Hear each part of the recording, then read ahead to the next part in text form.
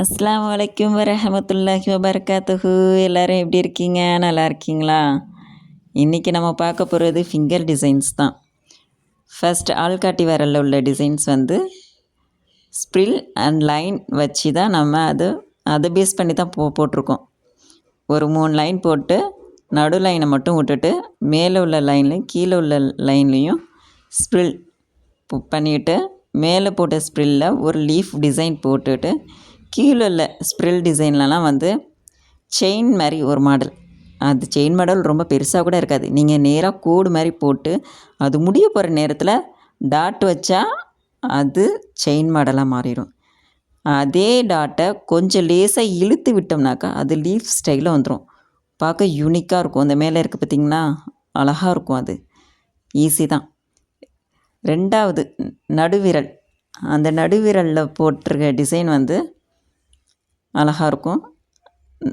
ஒரு வி ஷேப்பில் போட்டுட்டு மேலே வந்து கொஞ்சம் திக்கான ஒரு கோடு போட்டுட்டு அதுக்கு மேலே ஒரு கோடு போட்டு ஹம்ஸ் போட்டு ஒரு புள்ளி சின்னதாகவும் ஒரு கோடு சின்னதாகவும் ஒரு கோடு பெருசாகவும் போட்டோம்னாக்கா அந்த டிசைன் கம்ப்ளீட்டட் ஆயிரும். அதே மாதிரி தான் மேலேயும் கீழேயும் போட்டிருந்துருப்பேன்.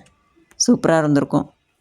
அடுத்து நம்ம போடக்கூடிய மோதிர விரலில் போட்டிருக்கிற டிசைன் வந்து ஹம்ஸை வந்து பெருசாக போட்டு நேர்மத்தமாக போடணும்.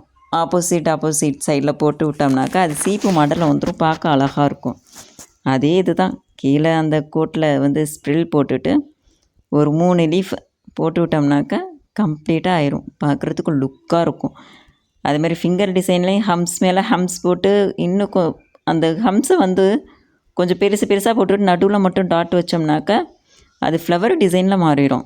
யூனிக்காக இருக்கும். டம் ஃபிங்கரில் போட்டிருக்கிற டிசைன் வந்து ஃப்ளவர் டிசைனில் போட்டிருப்போம். ரோஸ் டிசைனில் நல்லாயிருக்கும்.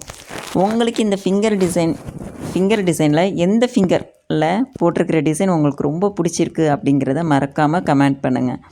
லைக் பண்ணுங்கள், ஷேர் பண்ணுங்கள், சப்ஸ்கிரைப் பண்ணுங்கள்.